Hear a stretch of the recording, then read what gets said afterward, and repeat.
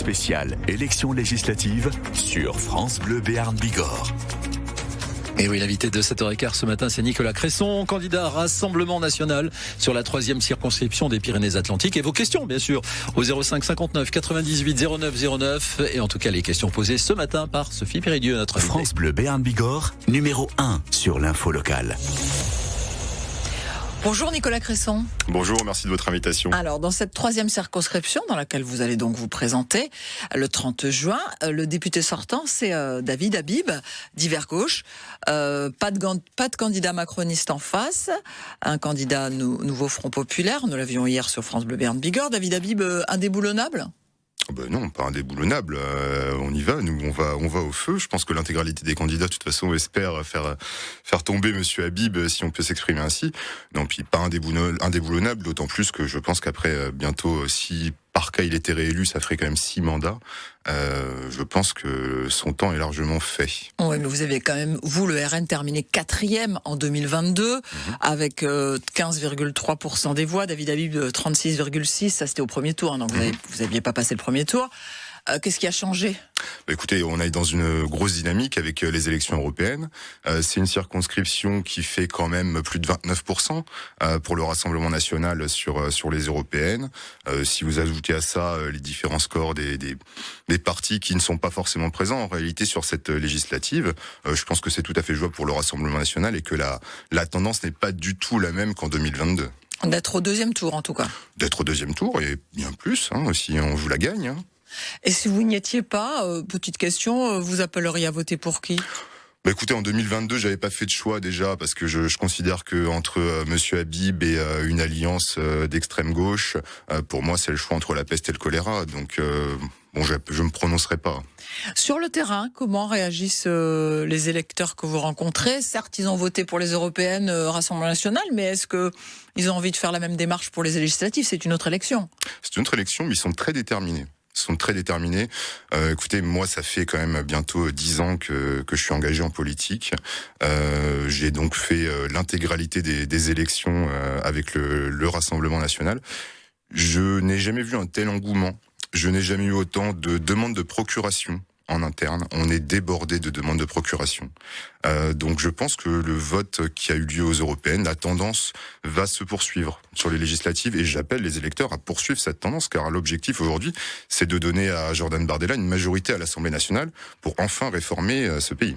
Jordan Bardella que l'on entendait encore tout à l'heure dans le journal de 7h, on se pensait sur le programme économique et d'autres mesures avec des revirements, disent les observateurs. Pour l'instant, vous n'allez pas pouvoir forcément appliquer votre programme si vous étiez élu. Ça, les électeurs, ils ne vous le reprochent pas pour l'instant ? Alors pourquoi vous dites qu'on ne pourrait pas l'appliquer ? En tout cas, que ce soit constitutionnellement ou ailleurs. Alors il y a certaines réformes effectivement qui nécessitent un mandat présidentiel. Ou en tout cas de l'attente, parce que Jordan Bardella a dit l'augmentation de 10% des salaires exonérés de charges, on va attendre. Si vous voulez, on va récupérer l'exonération de l'impôt sur le revenu pour les moins de 30 ans, on va pas le faire. L'interdiction du port du voile, ça sera pas avant 2027, etc., etc. Voilà, puisque vous me demandiez les détails, je vous les donne. Très bien, c'est très bien. Si vous voulez, on va récupérer un pays dans un état qui est déplorable et un état surtout dans lequel nous n'avons, rappelons-le, aucune responsabilité. On n'a pas été aux manettes les 20 dernières années. Donc effectivement, ce que M. Bardella a expliqué, c'est qu'il allait falloir faire un audit déjà dans un premier temps de l'intégralité de la situation, et principalement économique. Donc on ne peut pas demander de toute manière à M. Bardella, et on demanderait ça à aucun parti politique, d'appliquer en 3 mois un programme politique qu'on a bâti il y a 2 ans pour un mandat de 5 ans. Si vous voulez. Donc il y a des priorités. La priorité numéro 1, ça va être le pouvoir d'achat. Et pour pouvoir agir sur le pouvoir d'achat, il faudra dès septembre mettre en place une commission pour avoir une visibilité globale sur l'intégralité des finances de l'État dans tous les services. Et est-ce que c'est pas pour faire moins peur à certains électeurs, peut-être moins convaincus au Rassemblement National, qui du coup pourraient voter pour vous en voyant que vous allez moins loin que prévu ? Non, on va pas moins loin que prévu. Monsieur Bardella l'a dit, il me semble, hier. Il y a pas de reculade sur aucun sujet. C'est juste qu'il a défini des priorités. À l'heure actuelle, la priorité, et c'est ce qu'on constate aussi quand on échange avec les gens, c'est le pouvoir d'achat, c'est de pouvoir finir le mois, c'est de pouvoir se chauffer l'hiver prochain, parce que l'hiver d'avant, ils ont pas pu, c'est de pouvoir manger, c'est de pouvoir sortir avec leurs enfants. Voilà, c'est ça les priorités. Et pour ça, il faut qu'on ait l'état correct des finances, si vous voulez. Monsieur Macron, c'est plus 1000 milliards de dettes tout de même. Hein. Donc bon. Donc vous attendez de voir. C'est pas qu'on attend de voir, c'est qu'il faut connaître les leviers sur lesquels on peut agir et il faut avoir un état de la situation. Spéciale élection législative. Vos questions à Nicolas Cresson, vos commentaires peut-être, allez-y, on vous attend. 05 59 98 09 09. Alors sur ce territoire, il y a le bassin de Lac, sur votre territoire, votre circonscription. Quelle est votre vision pour son avenir, et notamment votre avis sur ce fameux projet Élise Énergie dont on parle, le biocarburant, qui utiliserait de la forêt, beaucoup d'eau, beaucoup de bois? Écoutez, un peu les moi deux. je fais confiance au progrès technologique déjà en termes d'écologie. Ensuite, ce projet sur le bassin de Lac, c'est quand même 2 milliards d'euros qui sont investis. C'est des centaines d'emplois. Je pense qu'aucune région, aucun département, un tant soit peu sensé, ne pourrait refuser un tel projet. Il me semble que c'est un des plus gros... Même si on sacrifie... Alors ça, c'est moi j'ai lu un petit peu quand même sur le sujet. Oui, je vois. L'entreprise en question conteste ce point. Alors j'ai pas encore le détail de toutes les études, etc. Mais je pense qu'il faut faire confiance. Voilà, faut faire confiance. C'est le plus gros projet, à mon sens, engagé sur le bassin de Lac depuis la fin de l'exploitation du gaz. Le bassin de Lac, c'est plus de 7000 emplois. On a besoin de cette entreprise, on a besoin que ça reste une zone industrielle forte sur la circonscription et sur le département. Donc oui, je soutiens ce projet. Oui. Au 05 59 98 09 09, nous avons Jean-Michel Desserré, qui est maire de Lembeil. Bonjour. Bonjour. On parlait donc de ce vote RN, de ses finances, et je crois que vous aviez une question à poser sur ce sujet-là à Nicolas Cresson. Oui, bonjour monsieur Cresson. Donc Lembeil est commune de la circonscription sur laquelle vous vous portez candidat. Vous n'êtes pas sans le savoir. Donc je suis maire de cette commune depuis 2008. Donc je suis un peu rompu aux exercices budgétaires communaux et même intercommunaux. Donc vous n'êtes pas sans savoir que la TVA aujourd'hui est une ressource importante reversée par l'État aux collectivités territoriales que sont les départements, les régions et aux structures intercommunales et notamment aux communautés de communes. Pour notre communauté de communes du Nord-Est Berne, le reversement de TVA en 2023 représentait 43% des recettes réelles de fonctionnement. Si effectivement l'une des mesures phares qui est annoncée par M. Bardella porte sur la baisse du taux de TVA dès cet été sur le fioul, le carburant, le gaz, et puis en 2025 sur les produits de première nécessité, la suppression de la TVA. Donc bien évidemment, ce seront des recettes en moins pour l'État et des recettes en moins pour l'État à reverser entre autres aux intercommunalités.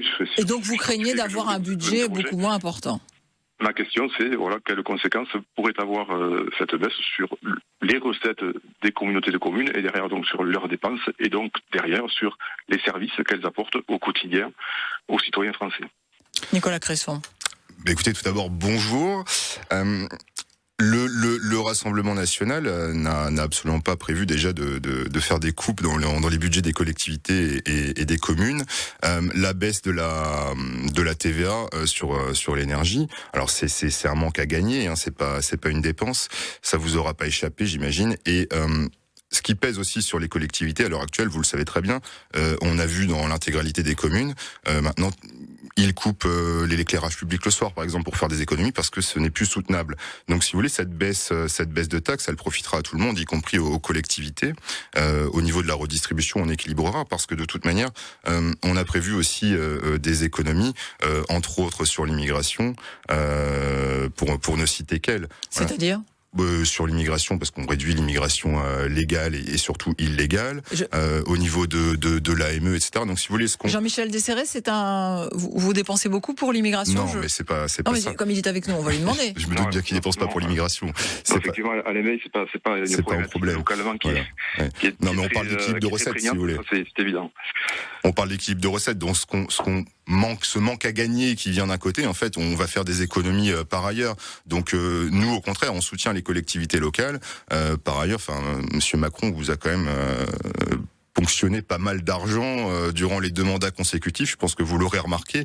Donc nous, on s'était fermement opposés justement à ces diminutions. Jean-Michel Desserret. Oui, l'inquiétude justement, parce que vous parlez de M. Macron. M. Macron a décidé de la suppression de la taxe d'habitation. Voilà. La TVA, une part de la TVA vient compenser la perte de recettes liées à la taxe d'habitation. Aujourd'hui, si les recettes de TVA diminuent, il vous faudra trouver certainement, à moins, encore une fois, je le dis, que on élague les compétences et les services qu'on apporte directement au quotidien à la population. Les intercommunalités, c'est par exemple les crèches. Voilà. Donc Nicolas Cresson... Les déchets, ce sont des choses très simples. Donc il faudra trouver certainement d'autres ressources ailleurs pour venir compenser la baisse de recettes liées à la TVA et à la consommation. Merci beaucoup, parce que votre objectif, Nicolas Cresson, c'est pas de supprimer les crèches ou les... Non, évidemment que non, c'est absolument pas l'objectif. Donc il faudra trouver des sous. Oui, mais comme je vous disais, c'est un équilibre en fait qu'il va falloir trouver. Les recettes de TVA sont aussi influencées par le pouvoir d'achat. C'est pas vraiment un scoop. Donc si vous voulez, si on rend du pouvoir d'achat aux Français, ils dépenseront plus. Donc si on dépense plus d'argent, on aura plus de recettes de TVA aussi. On va accueillir tout de suite Jean qui nous a appelé aussi pour vous poser une question, pour réagir. Bonjour. Oui, bonjour, merci de me donner la parole. Je vous appelle de Monco, à côté pas très loin de Lembeil. Je salue Jean-Michel Desserret. Ma question, elle porte sur les reniements déjà annoncés par Jordan Bardella et le Rassemblement national. On nous a fait tout un cinéma pour nous dire qu'ils allaient abroger la réforme des retraites et maintenant on ne sait plus trop. Sur l'immigration, il y a eu beaucoup de postures et maintenant il y a des marches arrière sur les binationaux. Sur la TVA, on allait baisser ou supprimer, maintenant on fait demi-tour. Moi, ma question est simple, c'est est-ce que le Rassemblement national est vraiment prêt, selon vous, à arriver aux manettes dans la mesure où il a jamais été aux responsabilités et ni au niveau local. On a entendu Jean-Michel Desserret qui fait un très bon travail. Jean, pardon. Il y a le maire de Castillon qui est candidat. Vous n'avez jamais été aux manettes. Pourquoi est-ce que notre invité va vous répondre parce qu'il nous reste plus beaucoup de temps. Excusez-moi. Je vous en prie. Merci. Alors, comme j'ai pu le dire, bonjour Jean déjà. Comme j'ai pu le dire en début d'interview, il n'y a pas de renoncement en réalité. C'est juste qu'il va falloir appliquer ça en plusieurs temps parce qu'il y a des priorités. Et effectivement, alors il n'y a pas de renoncement sur les retraites. Jordan Bardella l'a rappelé hier. C'est juste que c'est quelque chose qui va venir dans un deuxième temps. Pourquoi pas dans un premier temps? Mais parce qu'encore une fois, il faut avoir l'état de la situation du pays et à l'heure actuelle, on n'a pas tout entre les mains. Et ça sera fait rapidement l'état du. Ce sera fait. Il me semble qu'il a parlé de l'automne, qu'on abrogerait la réforme Macron, cette réforme qui est injuste, qui en réalité coûte de l'argent. Pas de renoncement et pas d'amateurisme. Pas de renoncement, pas d'amateurisme. Vous avez jamais été au pouvoir. C'est une question légitime. Écoutez, on est dans l'intégralité ou presque maintenant des organes d'État. On travaille au Conseil régional de Nouvelle-Aquitaine, par exemple, depuis de très nombreuses années avec un groupe très important. Je travaille moi-même au Conseil régional de Nouvelle-Aquitaine. Je suis collaborateur de groupe. Donc je vous rassure sur nos compétences. On agit avec pragmatisme dans l'intérêt des Français. Et merci beaucoup Nicolas Cresson d'avoir été notre invité ce matin. Avec plaisir.